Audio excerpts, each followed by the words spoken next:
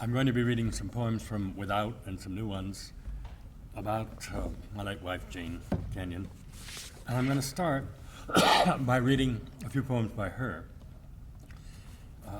Sid and I on the right were talking about her poems as we drove up, and he mentioned one that I love particularly that I'm going to read at the beginning. It's called Twilight After Haying. We didn't hay our own fields, but neighbor farmers would hay our fields. And Jane would always stand out on the porch with her mouth open. She was just so excited, transported by haying every year. She wrote several poems. This is my favorite, Twilight After Haying. Yes, long shadows go out from the bales, and yes, the soul must part from the body. What else could it do? The men sprawl near the baler, too tired to leave the field. They talk and smoke, and the tips of their cigarettes blaze like small roses in the night air. It arrived and settled among them before they were aware. The moon comes to count the bales, and the dispossessed whippoorwill sings from the dusty stubble. These things happen. The soul's bliss and suffering are bound together like the grasses. The last sweet exhalations of Timothy and vetch go out with the song of the bird. The ravaged field grows wet with dew.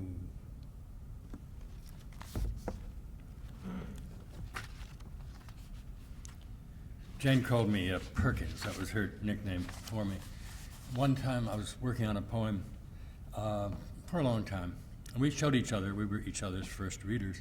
And just before I showed it to her, I realized I had said something about the exhalations of vetch, Timothy and vetch. So I crossed it out. And after she'd read it, I told her, and she said, "Watch your ass, Perkins." I did. This one is a late poem called Man Eating. The man at the table across from mine is eating yogurt. His eyes following the progress of the spoon, cross briefly each time it nears his face. Time and the world with all its principalities might come to an end as prophesied by the Apostle John. But what about this man, so completely present to the little carton with its cool, sweet food, which has caused no animal to suffer, and which he is eating with a pearl-white plastic spoon? I'm going to read one little one of Jane's at the very end, but now, for the moment, I'll just read a third. And this is the title poem of her posthumous new and selected poems, Otherwise. I got out of bed on 2 strong legs. It might have been otherwise. I ate cereal, sweet milk, ripe, flawless peach. It might have been otherwise. I took the dog uphill to the birch wood. All morning I did the work I love. At noon I lay down with my mate. It might have been otherwise. We ate dinner together at a table with silver candlesticks. It might have been otherwise. I slept in a bed in a room with paintings on the walls and planned another day just like this day. But one day, I know, it will be otherwise.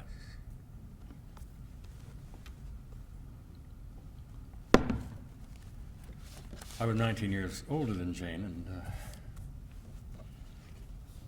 we went in the wrong direction. Jane had leukemia, and she lived for 15 months. Without, the first half of it really talks about the time of the illness, and then the second half is letters often to her after her death, poems begun after her death. When I'm talking about the illness, I say he and Jane, not Jane and I. It first had been I, but it was like a grove of palm trees, all those I's in a row. And it really works better with the third person. But in between these anecdotal poems about the illness, I have some other poems, some lyrics, where I use the word I. I don't think this is too confusing, but I think perhaps if you heard it for the first time. It might be a little confusing. The first poem is, in the book, is really out of the beginnings of her disease when they were putting her into a remission. Daybreak until nightfall, he sat by his wife at the hospital while chemotherapy dripped through the catheter into her heart. He drank coffee and read the Globe. He paced, he worked on poems. He rubbed her back and read aloud. Overcome with dread, they wept and affirmed their love for each other, witlessly over and over again. When it snowed one morning, Jane gazed at the darkness blurred with flakes. They pushed the IV pump, which she called Igor, slowly past the nurse's pods as far as the outside door, so that she could smell the snowy air. The next is one of those interspersed lyrics among the anecdotes of the illness. As it happened, my mother died about a month after Jane took sick, and she was almost 91, and she was ready. Her house in Connecticut sold very quickly. I had to go down and pack it up and get stuff out of there so the new people could move in. And I waited for a day when Jane didn't feel too bad and her mother could stay with her. This is called The Porcelain Couple. When Jane felt well enough for me to leave her a whole day, I drove south by the river to empty my mother's house in Connecticut. I hurried from room to room, cellar to attic, looking into a crammed storeroom, then turning to discover a chest with 5 full drawers. I labeled for shipping, sofas and chairs, bedroom sets and tables. I wrapped figurines and fancy teacups in paper, preserving things she had cherished and in late years dreaded might go for a nickel at a sale on the lawn. Everywhere I saw shelves and tables covered with glass animals and music boxes. In closets, decades of finery hung in dead air.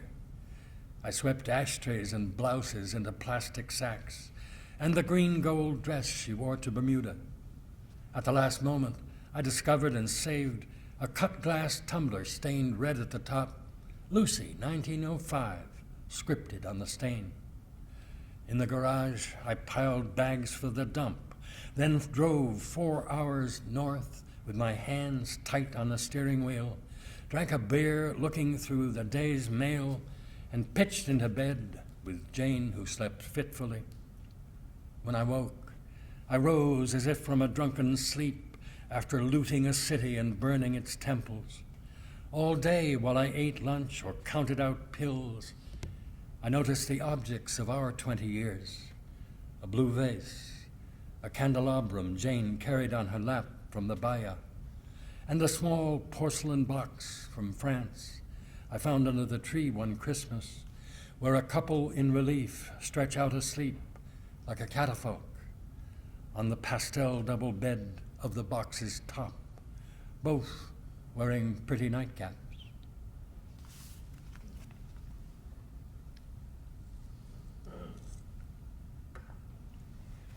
We knew that Jane was going to die only for the last 11 days, and we set about putting together her posthumous book and other things. This is one of the he poems. The next morning, they worked, choosing among her poems for otherwise, picked hymns for her funeral, and supplied each other words as they wrote and revised her obituary. The day after, with more work to do on her book, he saw how weak she felt and said, "Maybe not now, tomorrow?" Jane shook her head. "Now," she said, "we have to finish it now." Later, as she slid exhausted into sleep, she said, "Wasn't that fun? To work together. Wasn't that fun?"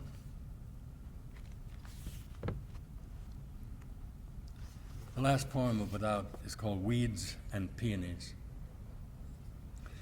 Your peonies burst out white as snow squalls, with red flecks at their shaggy centers, in your border of prodigies by the porch. I carry one magnanimous blossom indoors and float it in a glass bowl, as you used to do. Ordinary pleasures, contentment recollected, blow like snow into the abandoned garden, overcoming the daisies. Your blue coat vanishes down Pond Road into imagined snowflakes, with Gus at your side, his great tail swinging. But you will not reappear, tired and satisfied, and grief's repeated particles suffuse the air, like the dog yipping through the entire night, or the cat stretching awake, then curling as if to dream of her mother's milky nipples. A raccoon dislodged a geranium from its pot. Flowers, roots, and dirt lay upended in the back garden, where lilies begin their daily excursions above stone walls in the season of old roses. I pace beside weeds and snowy peonies, staring at Mount Kearsarge, where you climbed, wearing purple hiking boots. Hurry back, be careful, climbing down. Your peonies lean their vast heads westward, as if they might topple. Some topple. The last revision I made in this book before sending it into press was the last line of the first stanza here. And a newspaper editor friend of mine pointed out what I had done. I have now, I'm taking the blossom of the peony indoor and float it in a glass bowl. Well, the way I had it originally, until the very end, was I carry the blossom indoors to float in a glass bowl, as you used to do. My editor friend said, I keep seeing Jane floating in that bowl. You know. Just a little over a year ago, I started to write some very different poems. They're poems about Jane, but really very different from the poems of Without. I have loved Thomas Hardy's poems for 40 years, and somebody reviewing Without mentioned Hardy because Hardy wrote so many elegiac poems after his first wife died. And I suddenly realized I'd never thought of trying to write in the kind of intricate rhyme stanza that Hardy made up. He'd make up a different one for every poem and then follow it through the poem. And I began to do it. And I'm going to read, I think, 3 of them. They are poems of a greater distance than the poems of Without, as they would be. And you'll hear a little repetition here and there. Jane was a great gardener. Her garden. I let her garden go. Let it go, let it go. How can I watch the hummingbird hover to sip with its beak's tip the purple bee balm, whirring as we heard it years ago? The weeds rise rank and thick. Let it go, let it go. Where annuals grew and burdock grows, where standing she at once could see the peony, the lily, and the rose rise over brick she'd laid in patterns.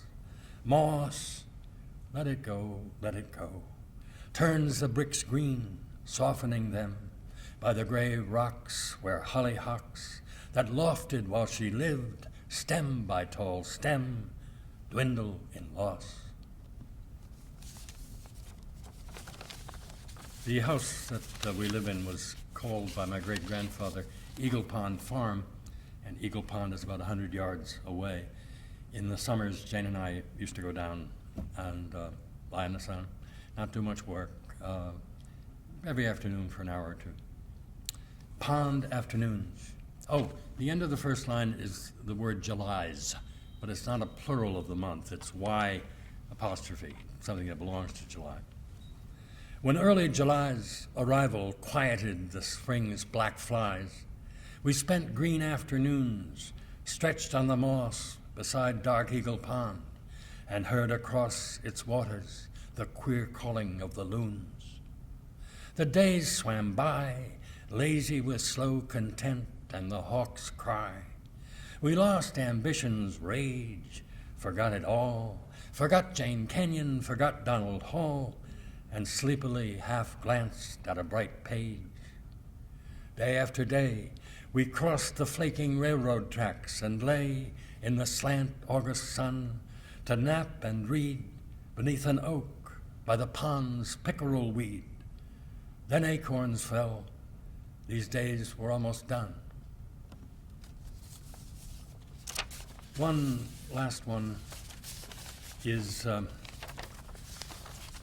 most recent one I have started just last May. It's called The Wish. If this is a sequence, it will be the last poem in the sequence. I keep her weary ghost inside me. Oh, let me go, I hear her crying. Deep in your dark, you want to hide me, and you perpetuate my dying. I can't undo the grief that you howl by the grave where I am lying. Oh, let me go. By work and women half distracted, I endure the day and sleep at night to watch her dying reenacted when the cold dawn descends like twilight. How can I let my dream forget her white withdrawal from my sight and let her go? Her skin is dry, her body smaller. She lessens, recedes, her kiss is colder. Watching her disappear, I call her, come back, as I grow old and older. While somewhere deep in the catch of sleep, I hear her cry when I want to hold her. Oh, let me go.